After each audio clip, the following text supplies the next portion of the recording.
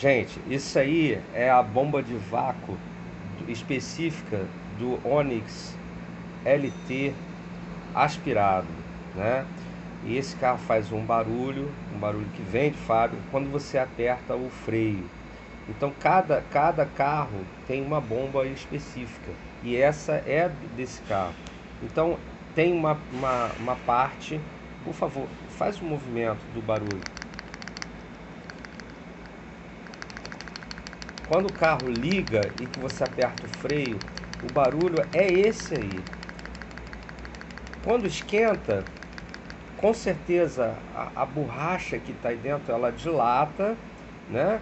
E aí ela fica mais rígida e não faz o barulho.